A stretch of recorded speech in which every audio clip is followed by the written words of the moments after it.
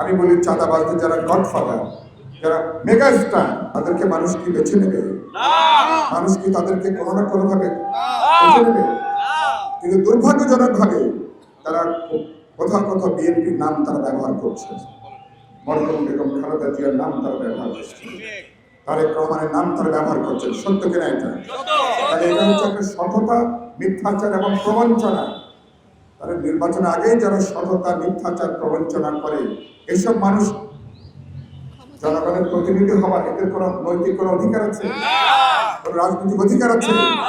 তাহলে ethical, moral, political standard নেন। তাহলে এগুলো হচ্ছে খুবই নিম্ন রুচির ব্যাপার।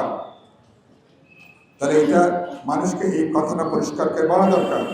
12 তারিখের মানুষ ভোট হবে এখানে।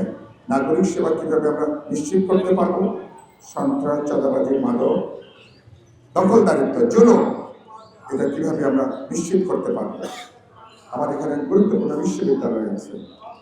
এই বিশ্ববিদ্যালয় কিভাবে শিক্ষাকে আমরা সর্বোচ্চ পর্যায়ে নিয়ে যেতে পারি, এটা আমাদের মনোযোগ। স্বাস্থ্য সেবা নিশ্চিত করতে পারবো। হাতির ঝিলকে কিভাবে আমরা একদিকে সংস্কৃতি কেন্দ্র, বিনোদন কেন্দ্র এবং ঢাকা 12কে শিক্ষার পীঠস্থান করে তোলা যায় কিনা, এটা আমাদের মনোযোগের প্রশ্ন। সবাইকে উন্নয়নের আওতার মধ্যে আমাদেরকে নিয়ে আসতে হবে। 12 তারিখের নির্বাচন একটা ভোট জয় পরাজয়ের জন্য ফ্যাক্টর হয়ে উঠতে পারে।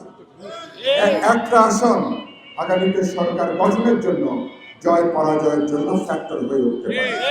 তাহলে প্রত্যেকটা ভোট গুরুত্বপূর্ণ, প্রত্যেকটা আসন এখানে খুবই গুরুত্বপূর্ণ।